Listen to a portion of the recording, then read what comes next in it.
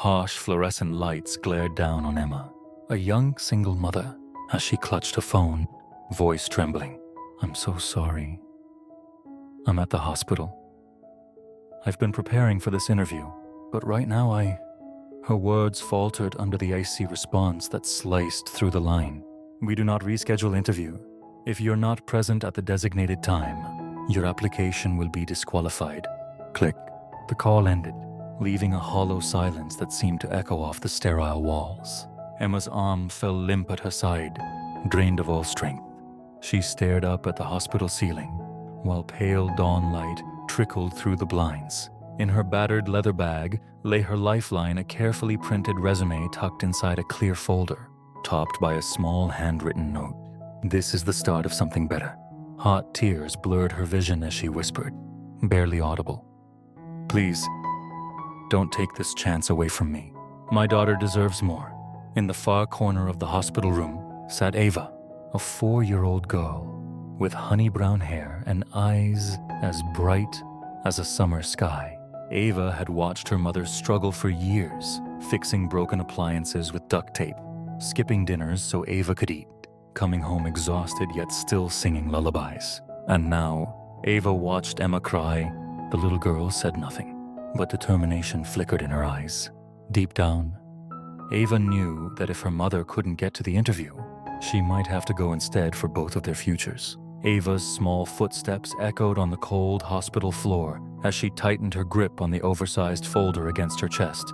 She was only 4 years old, but that morning, she decided she would not let her mother's dream slip away. Her mother, Emma, lay in the hospital bed, weakened by fever, eyes shimmering with tears of exhaustion and disappointment. Emma had worked double shifts as a waitress and cleaned houses just to keep a roof over their heads. Now, the job interview she had prepared for so desperately seemed lost because of her sudden illness. Ava had watched her mother cry quietly into her pillow and whisper, "I just want to give you a better life." Those words burned in Ava's tiny chest, like a secret mission. So, while her mother slept, Ava slipped out of the hospital room.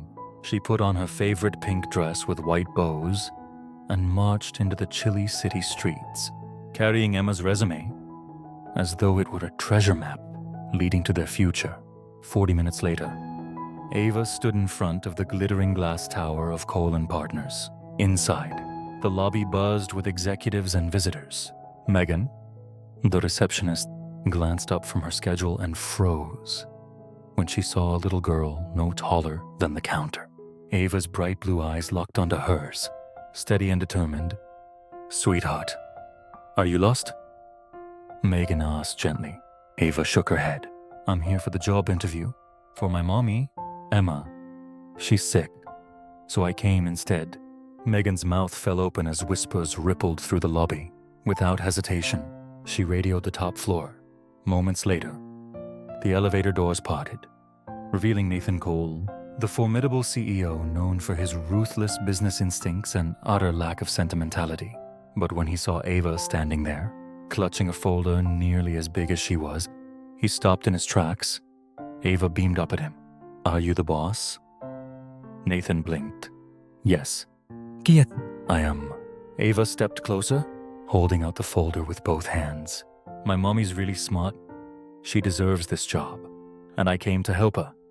Nathan stared at her, taken aback by her bravery and the innocent conviction in her voice. Around them, the lobby had fallen silent. For the first time in years, something cracked through Nathan's well-armored exterior, a warmth he didn't expect. He knelt down to Ava's level and spoke softly. "Well then, let's start the interview." And so, in the middle of a towering corporate lobby, a little girl in a pink dress took the first step toward changing both her and her mother's future. Forever. Nathan Cole was a man who thought he'd seen it all until the morning. A tiny girl in a pink dress stood in his company lobby clutching a resume twice her size.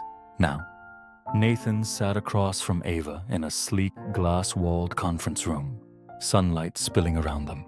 He flipped open the folder she'd handed him, reading the details of her mother's resume, while Ava watched him with serious blue eyes. "So, Ava?" Nathan asked gently. Why does your mom want to work here? Ava's small hands folded on the table. Because she's really smart. But no one sees it. She used to go to college but stopped when she had me. Now she works all the time cleaning houses or bringing food to people. She never buys things for herself. Even when her shoes have holes, she just wants to use her brain again. But Nathan felt something shift inside him. Something he couldn't explain. And what does your mom want most? He asked.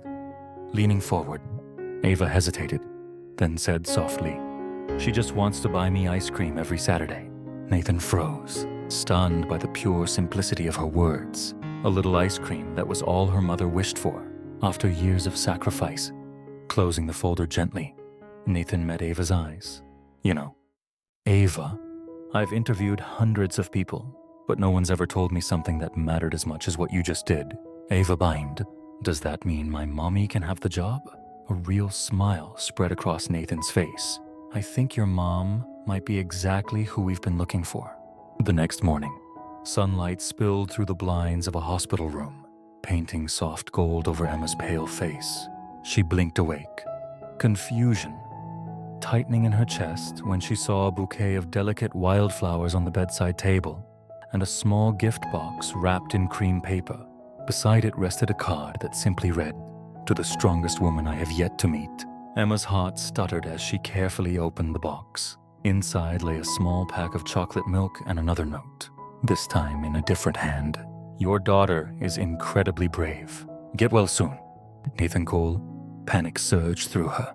She fumbled for her phone and dialed the company number, her voice trembling.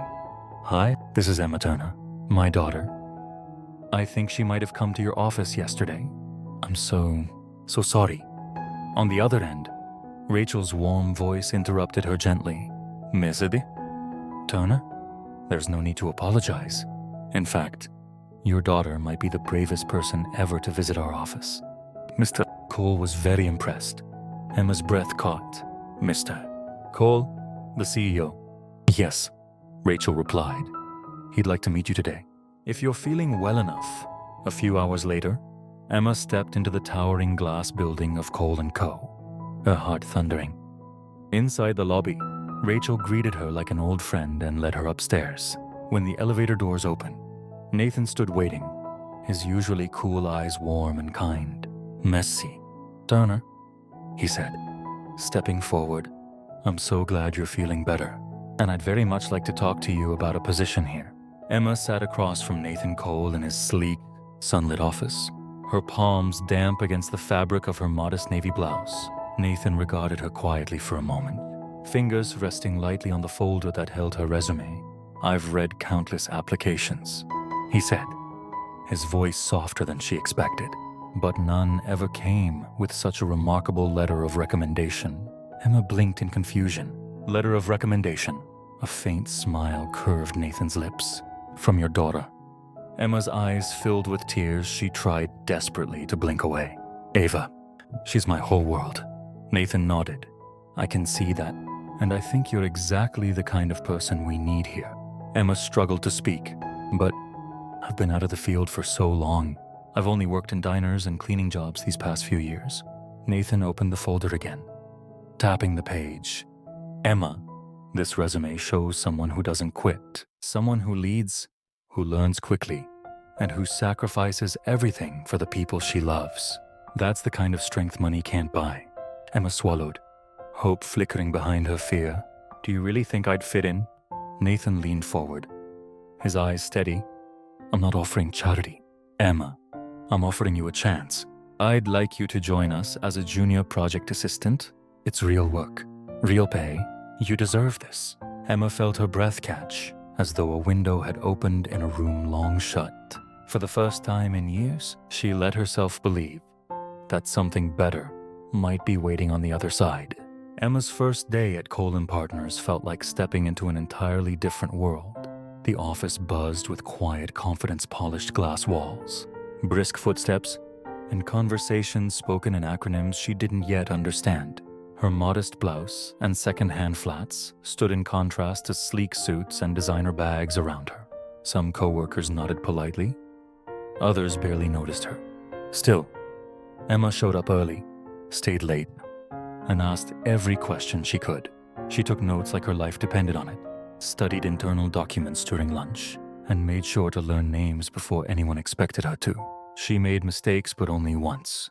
Her humility, persistence, and quiet determination slowly began to shift the atmosphere around her. Someone asked her to help organize a presentation. Another asked for feedback on a team proposal. For the first time in years, Emma's voice was being heard and respected. Nathan never hovered, but he noticed everything. When Ava had a fever, Emma called in apologetically, only to receive a message minutes later. Family comes first. Take the time you need. When she skipped lunch one afternoon, Rachel casually brought an extra sandwich to the break room. Small gestures, but deeply felt. Emma had once believed her dreams were too far behind her to chase, but every kind word, every task she completed with care, became a brick in a new foundation. She wasn't just rebuilding her life, she was creating a future her daughter could be proud of. And deep down, she knew something remarkable had only just begun. Every Friday afternoon, the glass doors of Cole & Partners swung open to the patter of little feet. Ava would burst in, golden curls bouncing, carrying a backpack nearly bigger than she was. She'd race past desks and wave at people who now greeted her like an honorary member of the team. Nathan Cole, once known for his cool distance, would always find himself pausing mid-call, his serious tone softening the instant he saw her. "Hey there, boss lady." He'd tease her, and Ava would grin, replying, "Hi, mister." "Nathan, got time for ice cream?" Emma watched these moments with a mixture of gratitude and quiet fear.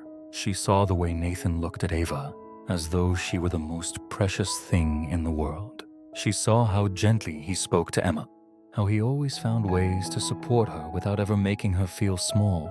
One evening, as they were packing up files, Ava suddenly asked, "Mommy, can I call Mr. Nathan?" "Daddy?" The question hung in the air like a fragile crystal, shimmering and terrifying. Emma froze, heart pounding, afraid to even look at Nathan. But when she finally lifted her eyes, he was already kneeling beside Ava, his voice trembling slightly as he said, "I would be honored." In that quiet office, surrounded by city lights and silent computers, Emma felt walls she'd built around her heart crumble. For the first time in years, she realized she was no longer alone. What started as an act of courage, a little girl bringing her mother's resume to an interview, had. The following year, Emma Parker was no longer just the brave woman who'd once sent her daughter to fight for a chance at a job. She was now Emma Parker, project team lead at Braden & Co. Respected, confident, and finally believing she belonged. Each morning, she stepped into the sleek glass building with her head held high, her honey blonde hair pulled back in a neat twist, and determination blazing in her eyes. The whispers about pity hires faded as colleagues came to admire Emma's ideas, her organization, and the way she quietly solved problems others overlooked. Her name began appearing in project briefings and on slides shown in executive meetings, and always, Nathan paid attention. He no longer hovered over Emma's work, but still found excuses to drop by her desk, sometimes asking questions he already knew the answers to. And on Fridays, Ava still arrived like a ray of sunshine, claiming her spot in Nathan's office with her coloring books and bright chatter. She was no longer just Emma's daughter. She was part of the fabric of Braden & Co. At the company's Christmas gala, the ballroom sparkled with lights and music. Emma stood in an elegant navy gown, her eyes bright with laughter, as Ava twirled in a silver dress nearby. Nathan, in a classic black tux, never let them stray far from his side. When he stepped forward to give his annual speech, he paused, looked at Emma and Ava, and said, voice thick with emotion, "A year ago, a little girl walked into my office and changed my life. Today, I'm grateful that both she and her mother walked into my heart." And in that moment, under twinkling lights and soft music, Emma knew they were not just a team, but a family. Under the glittering chandeliers of the Christmas gala, the applause still echoed as Emma stood beside Nathan, her heart pounding with emotions she could barely name. Around them, colleagues and friends clinked glasses and offered warm smiles. But Emma felt as though the whole room had narrowed to just the three of them, her Nathan, and Ava, who was now perched on Nathan's arm, giggling and wearing frosting on her cheeks. Nathan looked at Emma with a tenderness that made her breath catch. There was pride in his eyes, but also something deeper, a silent promise of a future they were now building together. Emma reached out and smoothed a stray curl from Ava's face, and for the first time, it felt natural to do it with Nathan so close, like a family. Later that night, as they stepped out into the crisp winter air, Nathan slipped his coat around Emma's shoulders. Snow fell gently around them, dusting Ava's golden hair in tiny white specks. Nathan squeezed Emma's hand and said softly, "You changed my life, Emma. Both of you did. I don't want this to be just a season. We remember. I want it to be forever." Emma blinked back tears, a smile trembling on her lips. "Are you sure, Nathan, about me? About Ava? All of it?" He nodded. "I've never been more sure of anything." And as Ava let out a squeal of delight, catching snowflakes on her tongue, Emma realized that what began as a desperate act, a little girl delivering a resume, had blossomed into the life she'd once only dared to dream of. Under the falling snow, surrounded by laughter and love, she knew they truly were a family now, stronger than any hardship, ready for the future. A year later, Emma stood confidently at the head of the sleek conference table, her voice steady as she guided her team through the final slide of a high-stakes presentation. The glass walls of the Braden & Co. boardroom reflected not only the city's skyline, but also the quiet pride in Nathan's eyes as he watched her from the other end of the room. Gone was the anxious woman who had once clutched a resume in trembling hands. In her place was Emma, the accomplished project team lead, respected for both her expertise and her compassion. She had become the colleague people turned to for solutions, the leader who balanced efficiency with empathy. Yet no matter how high she rose, she never forgot what it felt like to be overlooked. And it wasn't just Emma who had found her place. Ava had become the heart of Braden & Co., skipping through the hallways every Friday afternoon, calling Nathan boss man, or sometimes quietly daddy. She had her own drawer in the office supply cabinet filled with crayons and stickers, and she could often be found perched in Nathan's office, offering bright opinions on color choices for slideshows. As Emma wrapped up her presentation, the room burst into applause. Nathan joined in, his smile warm and unwavering. Later, as the team filed out, he slipped an arm around Emma's waist and whispered, "You've built something incredible here, not just your career, but a life." Emma leaned into him, glancing at Ava, who waved from the doorway. "We built it," she corrected softly. And in that moment, Emma knew she had not only found success, but true belonging, love, and a family that was entirely hers. So if life ever knocks you down, remember Emma's story and Ava's courage. Sometimes the door that seems firmly shut might swing wide open with one brave step. Never underestimate how far love, hope, and a little bit of determination can carry you, because even in the hardest moments, miracles can happen, and the life you dream of might be waiting just around the corner.